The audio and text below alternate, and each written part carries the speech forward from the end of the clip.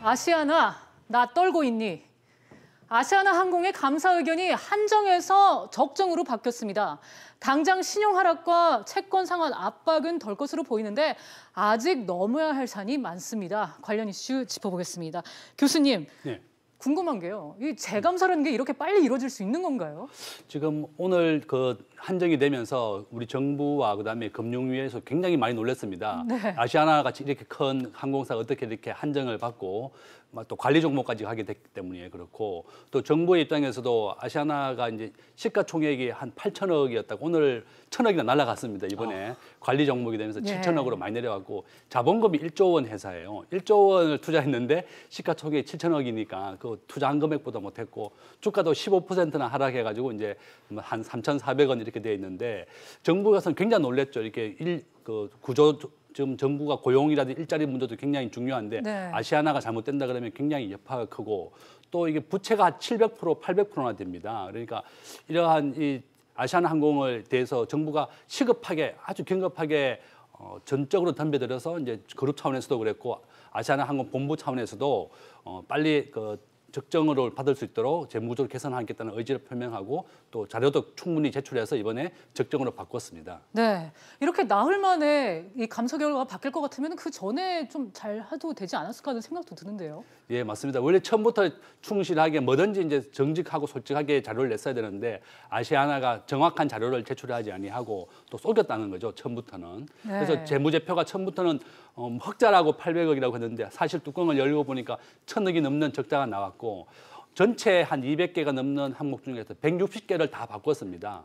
아시아나가 이제 처음부터 자료를 정확히 냈어야 되는데 뒤늦게 160개나 되는 정정된 자료를 내서 이제 이렇게 사실대로 자료를 제출하겠다 이렇게 된 겁니다. 변호사님 보아하니 금호그룹도 상황이 급박하긴 했는 모양이에요. 어마어마한 상황이었는가 아닌가 싶습니다. 우리가 상식적으로 봤을 때 쉽게 말하면 1심 판결이 났는데 판결에서 항소하고 해서 바꾸려고 하면 시간이 걸리지 않습니까? 그렇죠. 그걸 1심 판결 이후에 2심 한 번 더 하는데 4일 만에 했다고 하니까 얼마나 다급했는지를 알 수가 있는데 아시다시피 이와 같은 상황 속에서 정부 관계자도 대주주의 어떤 책임 있는 어떤 그 행동을 기대한다라는 메시지를 보냈던 것이고 또 본인들로서도 이제 여러 가지 어떤 채권 채무 상황이라든가 어떻게 보면은 자본시장에서의 그대로 유지 이런 부분이 필수였기 때문에 본인의 손실이나 이런 것들을 체면 생각할 그럴 여유가 없었던 그런 아주 급박한 상황이었던 것 같습니다. 네.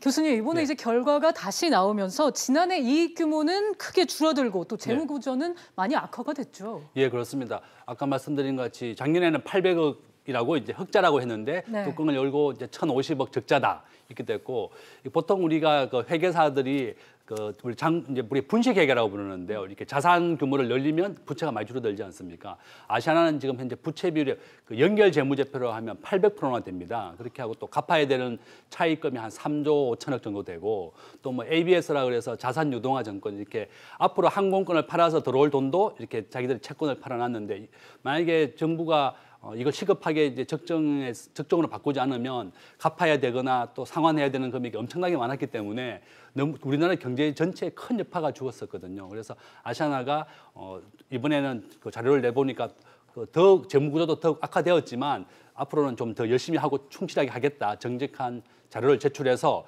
속이지 않겠다는 그런 의견을 냈습니다. 네, 변호사님 그런데 이미 한정 의견을 받아버려서 이렇게 재감사를 받긴 했지만 이미 시장의 신뢰도는 하락을 했고요. 이 채권 상환 압박도 상당한 것 같던데요. 그렇습니다. 그 부분이 지금 좀 전에 교수님이 말씀하셨던 자산 유동화 증권 ABS의 상환에 대한 압박인데요. 실제로 말씀하신 것처럼 티켓을 팔아서 그것에 대해서 그 대금에 대해서 미리 자산 유동화 증권을 발행했는데 그 금액이 1조 1,300억 정도가 된다고 합니다. 근데 거기에서 조건이 붙어 있는데요.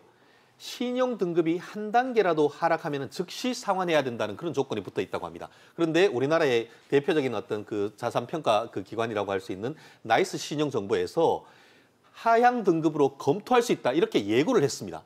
그런데 만약에 지금 했는 것처럼 지금 한정 의견이 계속됐다고 하면은 이 신용 등급이 내려갈 수밖에 없었는데 이것이 적정으로 하면서 일단은 이 그 신용 등급이 내려가는 것을 막았는 것 같은데요. 다만 그럼에도 불구하고 여전히 나이스에서 하향 검토 대상으로 했는 부분이기 네. 때문에 이 부분에 대한 어떤 그 추가적인 어떤 시장에서의 신뢰 회복이 있지 한다고 하면은 바로 이 부분에 있어서 즉시 상환 압박은 아직까지도 간당간당한 그런 상태인 것 같습니다. 네.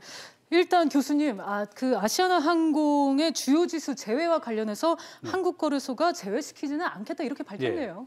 그러니까 아시아나가 만약에 이제 관리 종목이 내려오고 또 지수에서도 빠지게 된다 그러면 네. 그 너무나 눈에 보이기 때문에 아주 큰 영향이 되죠. 그래서 이제 정부에서도 너무나 이렇게 고용이라든지 상황이 또 중요한 대한항공과 아시아나가 중요한 우리나라의 두 개 항공사이기 때문에 어느 하나도 버릴 수 없다, 지키겠다. 가급적이면 관리 종목에서 이제 더 재무 구조를 개선해서 다시 회복하도록 노력해야 되겠죠. 네. 아시아나가. 예. 아시아나가 시장의 신뢰를 재빨리 회복할 수 있기를 좀 기대해 보겠습니다. 마지막 이슈로 넘어갑니다.